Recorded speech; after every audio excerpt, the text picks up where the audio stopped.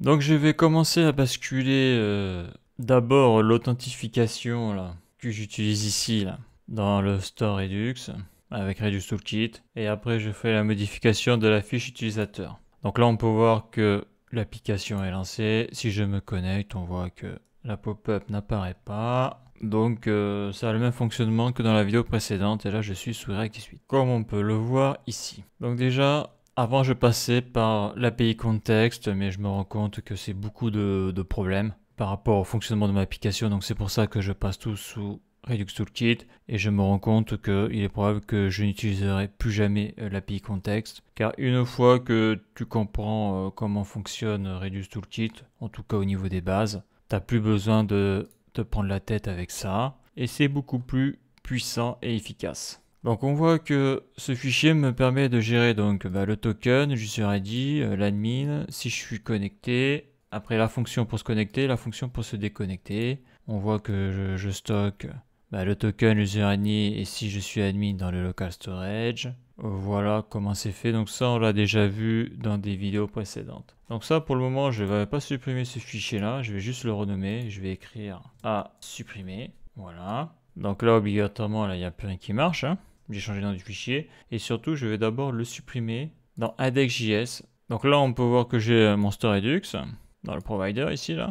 Et là, j'ai l'authentification par le biais de l'API context de React. Ça, je supprime. Donc ça y est, c'est fini. L'application ne voit plus le fichier. Et ça, je supprime. Alt-F. Donc là, qu'est-ce qu'il me dit? Donc là, j'ai des erreurs dans tous les fichiers où j'utilise l'authentification. Donc on voit que dans app.js, store host context, il ne trouve pas le fichier. app.js, ligne 13. Donc je vais dans app.js, ligne 13. Voilà, c'est ici. Donc ça, j'ai envie de te dire, je vais le supprimer. Ça, je le supprime. Ça, je le supprime. Donc après les modifications dans le code, je le ferai après. Voilà. Alt-F. Donc on voit que par exemple dans app.js, dans la variable isLogin, donc si je suis connecté ou pas, c'est pour afficher la bonne interface utilisateur. Donc là l'erreur je la laisse, car il va falloir que je fasse le réduceur, tout ça, pour pouvoir gérer l'authentification avec Redux Toolkit et React Redux. Donc là tant que j'y suis, je vais continuer à faire un peu de suppression pour nettoyer un peu tout ça. Donc là il me dit que dans hostform.js, ligne 12. Donc je vais dans hostform.js ligne 12. Ouais. Donc là il est ici là. Donc lui je le supprime. J'en ai plus besoin. C'est terminé. UseContext, le hook, je le supprime. Lui j'en ai plus besoin car à chaque fois les deux sont liés. Voilà. Donc je descends, je descends. Voilà. Donc ça c'est le contexte. Ça je supprime. Donc je dois avoir une erreur quelque part. Voilà, c'est ici. Ok. Donc ça, c'est pour si je suis logué ou pas. Ça, j'y touche pas. Ça, c'est bon. Donc qu'est-ce que j'ai d'autre là? J'ai feed button comment. Je vais m'en occuper aussi. Donc je vais faire ça à chaque erreur. Feed button comment. Donc c'est dans comment. Feed button comment, c'est ici. Donc là, j'ai le use context. Je le dégage. Là, j'ai le contexte. Je le vire. Ça, c'est bon. L'importation du contexte, ça dégage. Voilà, donc l'erreur après va être ici, donc ça on le verra plus tard. Car ça après j'irai chercher la donnée dans le store Redux. Donc après qu'est-ce que l'on a? Feed new comment, ligne 7. Donc feed new comment qui est ici. Ok, donc lui je le supprime. Use context je le supprime. Ça je supprime. Voilà. Je descends, bon ça je verrai plus tard, ça aussi. Ok, ça c'est bon. Donc maintenant, qu'est-ce qu'il me reste? Feed button in il est ici. Donc use context, il est là, je le vire. Authentification contexte, je le supprime. Et ça, je le supprime.